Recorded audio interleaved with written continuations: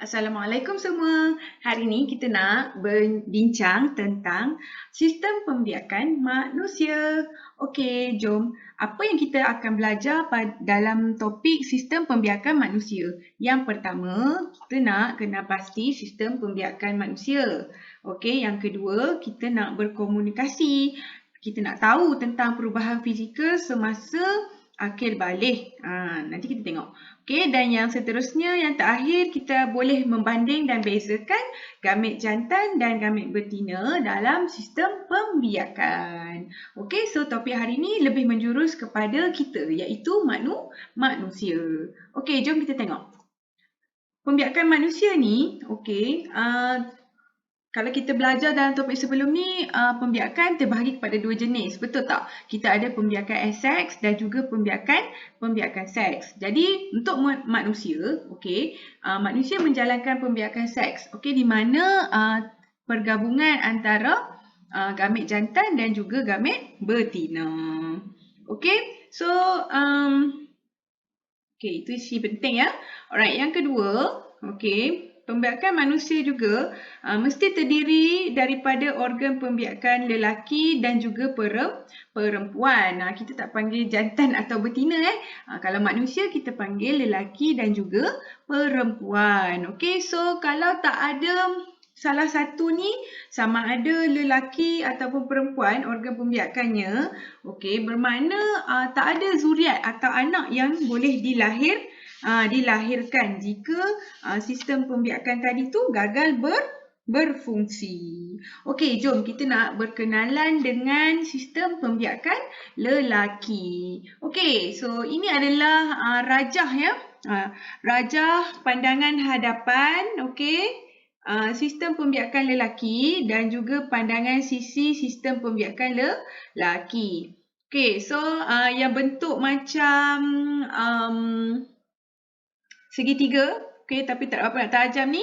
Okey, so bahagian ini dari segi sisinya dinamakan sebagai pundi kencing. Okey, so ada dua bahagian ni pula dinamakan sebagai vesicle semen. Okey, kalau pandangan sisinya berada di sinilah. Okey, and then yang ketiga kita ada kelenjar prostat. Okey, yang color belacan ni, pink belacan tu ada di bahagian belakang tu. So dia macam berada di belakang pundi kencing kita. Okey, so itu namanya kelenjar prostat. Okey, and then yang macam pipe panjang bersambung ke bawah ni, yang ni adalah yang keempat, iaitu dipanggil ductus sperma. Okey, ductus sperma. Okey, so kita boleh anggap ductus sperma ni macam pipe lah. Okey, alright, and then daripada pundi kencing tadi tu, okey, dia terus bersambung ke bahagian bawah, betul tak? Alright, so nak mengeluarkan air kencing tu adalah daripada struktur yang bernama uretra. Okey, selepas tu di bahagian di bahagian luar kulit okey, di bahagian luar ni dinamakan sebagai skortum.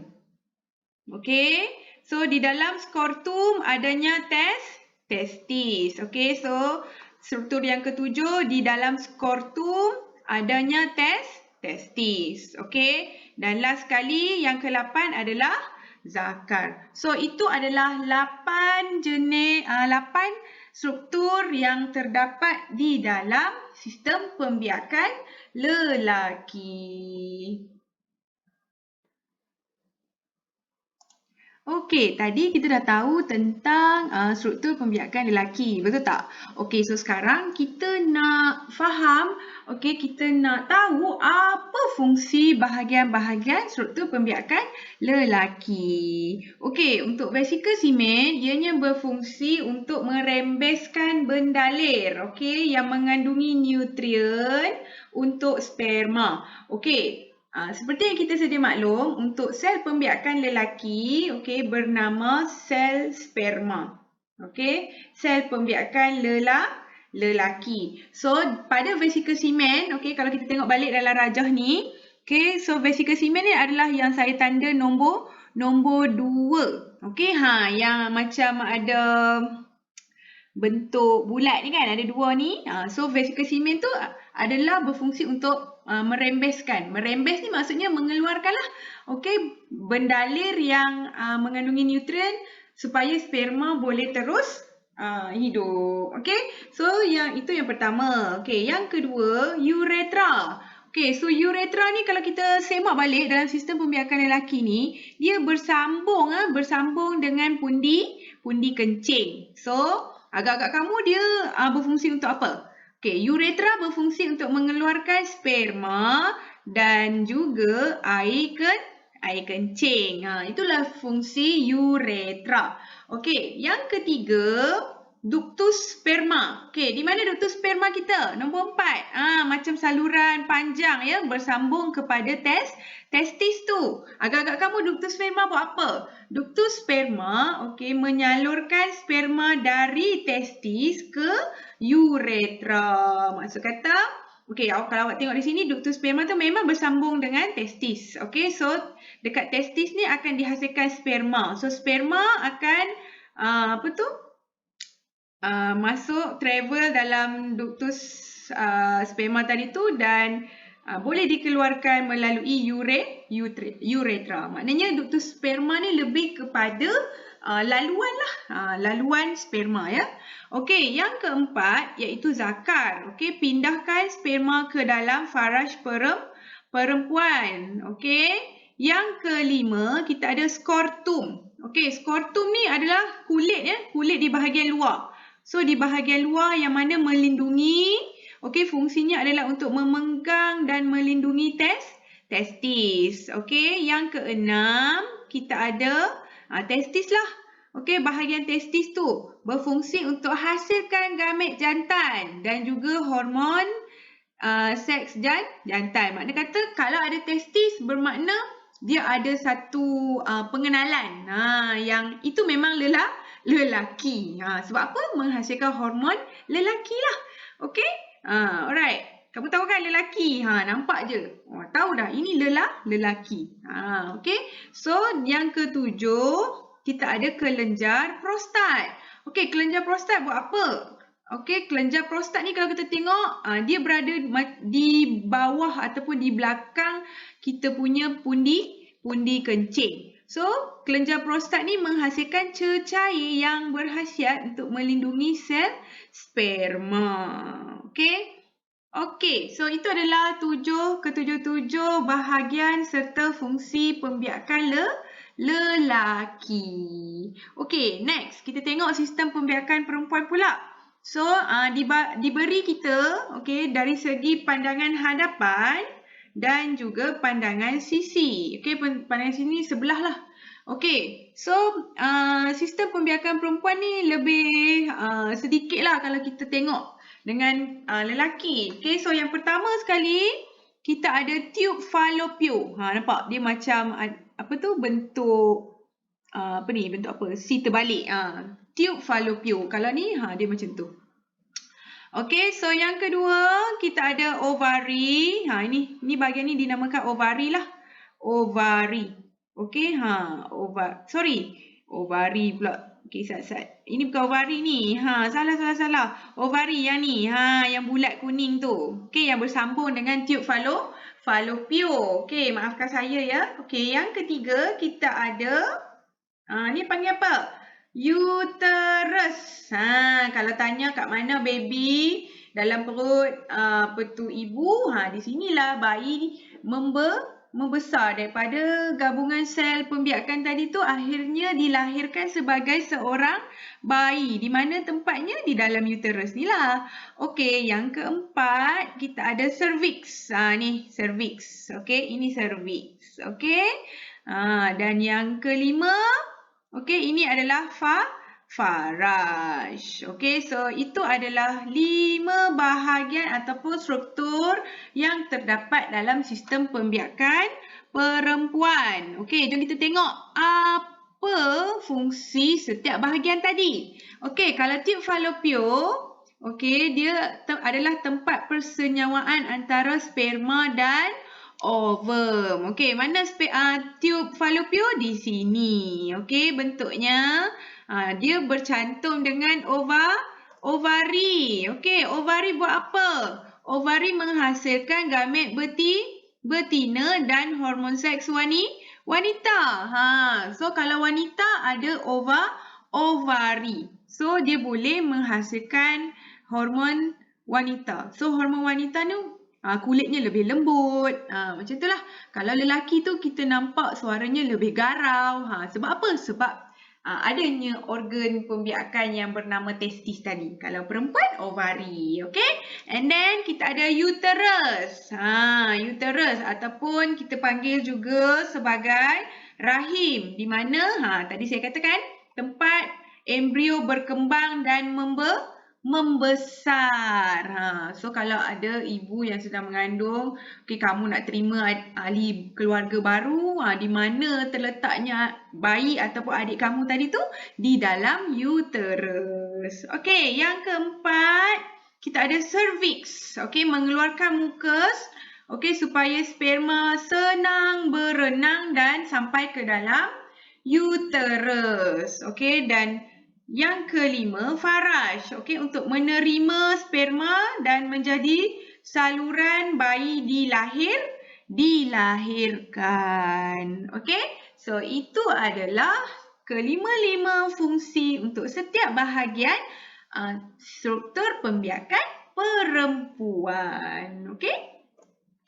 Okey, so dah habis tentang sistem pengenalan tentang organ-organ yang terdapat dalam sistem pembiakan lelaki dan juga perempuan. Okey, so sekarang ni, saya tunjukkan kepada kamu gambar. Okey, ada seorang wanita, ladies, dan juga budak perempuan. Okey, budak perempuan. Okey, so sebenarnya, tujuan gambar ni saya tunjukkan kepada kamu, saya nak menyatakan bahawanya dulu wanita ini juga adalah seorang budak perempuan. Bagaimana daripada budak perempuan, boleh berubah menjadi wanita ini? Walaupun kalau kita tengok di sini merupakan dua individu yang berbeza. Sebenarnya saya nak menyatakan yang wanita ini berasal daripada budak perempuan ini. Setelah beberapa tahun, so budak perempuan ini juga akan jadi seorang wanita dewasa. So sebenarnya ada kaitan dengan satu fasa, satu peringkat dalam hidup kita di mana sebagai manusia kita akan mengalami fasa akil balik. So akil balik ni apa? Kalau orang tanya akil balik ni apa? So akil balik ni adalah peringkat permulaan di mana sistem pembiakan lelaki atau perempuan ni menjadi matang dan menghasilkan sel pembiakan. Sel pembiakan. Kalau dia perempuan, dia hasilkan sel pembiakan perempuan lah. Kalau dia lelaki, dia akan hasilkan sel pembiakan lelaki. Alright, so bila agaknya kita akan mengalami fasa akil balik ni? So kalau lelaki ni bermula daripada usia 14 sampai 17 tahun lah. So nanti kamu akan mengalami beberapa perubahan pada diri kamu. Tak sama dah masa diri kamu yang sebelum ni. Lepas tu kalau perempuan pula seawal usia 10 hingga 12 tahun. Kalau anda masih ingat masa sekolah rendah dulu, saiz pelajar perempuan, murid perempuan lebih besar kan berbanding murid lelaki. Sebab apa? Mereka mengalami akil balik ni kalau di Malaysia lah pada peringkat sekolah rendah. Tapi kalau lelaki pada peringkat sekolah menengah. Tapi setiap orang ni dia hanya bagi anggaran usia lah. Setiap orang dia tak sama. Mungkin awal lagi atau lambat. Tapi ini adalah usia yang mereka buat kajian lah. Tapi kalau sekiranya anda masih belum ada apa-apa fasa matang ataupun akil balik ni, mesti berjumpa dengan doktor. Alright, kita tengok apa perubahan untuk lelaki dan perempuan bila mereka mencapai akil balik. Kita bincang lelaki dulu. So lelaki paling senang kalau kita nak kenal kalau dia sudah mencapai akil balik. Yang pertama adalah suara. Suara dia akan jadi garau, besar kan? Dah tak jadi dah suara kanak-kanak comel tu. So yang kedua, badan. So kalau pelajar lelaki, murid lelaki, mereka akan perasan misai, okey, janggut akan mula tumbuh. Maksudnya bulu di bahagian muka lah. And then adanya bulu ketiak, okey, dan juga dada. Alright, so yang ketiga, dari segi organ pembiakan lah. So testis akan mula menghasilkan sperma dan hormon seks, okey. Ada juga bulu di bahagian sulit, okey. Dan zakar serta skortum akan mula membesar. Okey, so itu adalah akil balik yang dialami oleh lelaki. Perubahan daripada budak lelaki menjadi lelaki dewasa lah. Okey. Alright, so kalau perempuan pula, okey, dari segi badan lah, tubuh badan. Okey, anda boleh tengok lah. Okey, badan dia membesar, punggung mula padat dan lebar, ada juga bulu ketiak. Okey, dari segi badan memang berbeza budak perempuan dengan perempuan dewasa. Okey, itu yang pertama. Dan yang kedua dari segi organ pembiakan. So, ovari akan menghasilkan ovum. Okey, akan mula mengalami haid. Okey, pendarahan setiap bulan tu. Alright, dan juga hormon seks pun mula dihasilkan. Okey, so bulu juga di bahagian sulit. Okey, so kitaran haid. So, itu menandakan kita telah mencapai fasa matang untuk sel sistem pembiakan. Okey, so itu adalah ciri-ciri apabila lelaki dan perempuan sudah mencapai akil balik. Okey, seterusnya kita nak tengok perbandingan gamet jantan dan gamet betina. Okey, so ini adalah gambar rajah. Okey, sperma untuk lelaki dan perempuan adalah digelar ovum. Okey, so untuk lelaki, okey, bentuknya seperti apa? Seperti apa ni? Ulat okey. Alright, so dia ada kepala, bahagian kepala. Okey, so ini kepala. And then kita ada bahagian tengah. So bahagian tengah ni lah mengandungi mitokondria. Mitokondria yang sangat banyak bermakna membenarkan pergerakan yang sangat aktif untuk sperma ini. Dan juga dia terbahagi kepada 3 bahagian kita ada kepala, bahagian tengah dan yang ketiga kita ada bahagian ekor. So dekat kepala ni ada nukleus, makna kata dia ada DNA lah. Okay, so DNA tu apa? DNA tu adalah kita punya unique series untuk setiap manusia. Unique series. Okay. Okay. So kalau untuk perempuan pula, okay, kita ada lapisan apa ni? Okay, kita ada lapisan jelly. Okay.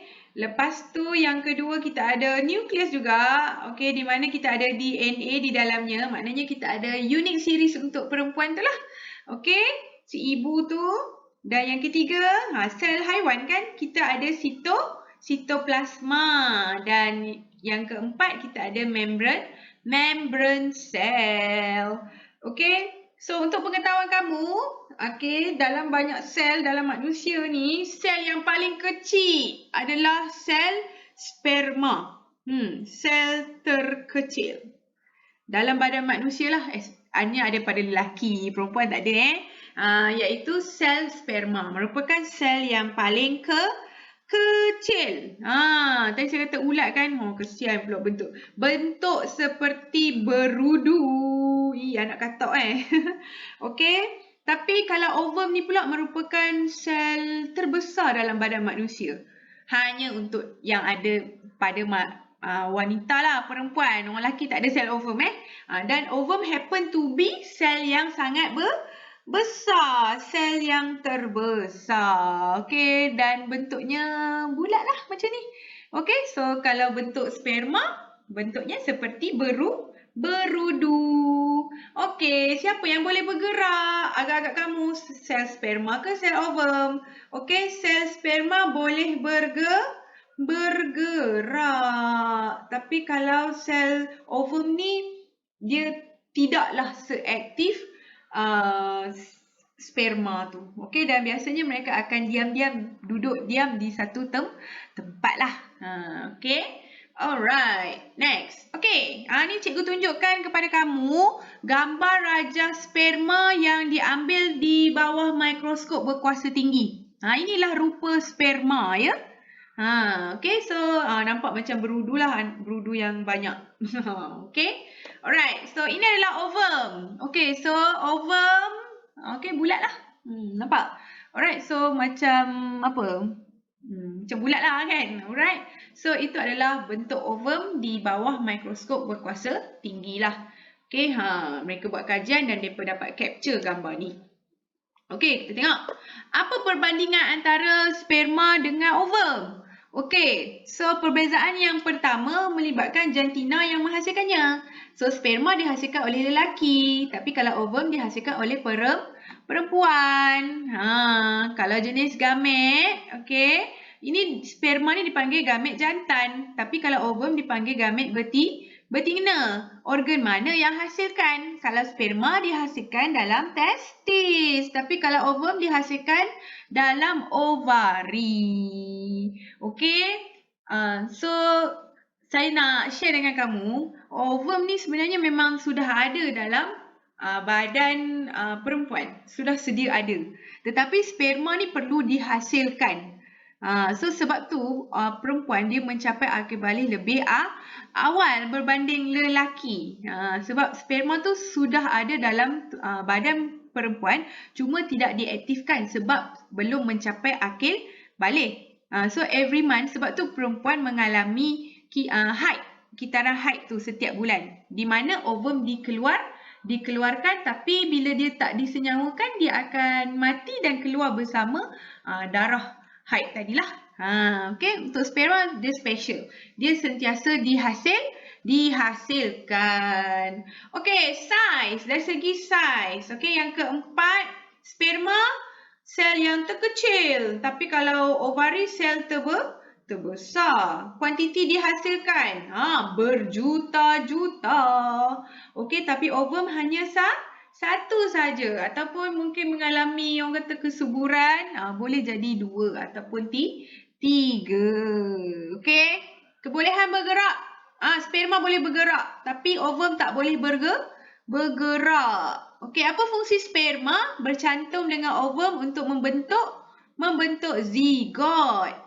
Sama juga, ovum pun bercantum dengan sperma untuk membentuk zigot. Jadi, kita ada berapa perbezaan?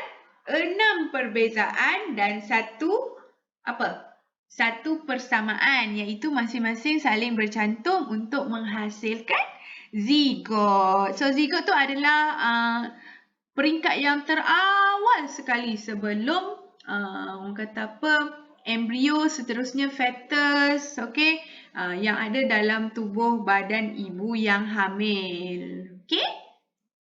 Alright. Ni pun hanya ditunjukkan petebuih lah. Okey, so sperma dari segi persamaan, ini persamaan. Okey, satu membawa maklumat genetik. Okey, yang kedua, dia merupakan sel pembiakan seks lah. Okey, maklumat genetik itu tadi itulah yang berada pada nukleus. Dua-duanya ada nukleus yang saya kata dia mengandungi DNA. Okey, iaitu unit series untuk setiap manusia. Okey? So, sperma boleh bergerak, dihasilkan oleh testis dan juga gamet jantan serta sel yang terkecil. Kalau ovum pula dia tak boleh bergerak, tapi dihasilkan oleh ovari, gamet merupakan gamet betina dan juga sel terbesar di dalam badan manusia. Okey? Sampai di sini sahaja, sehingga berjumpa lagi. Terima kasih.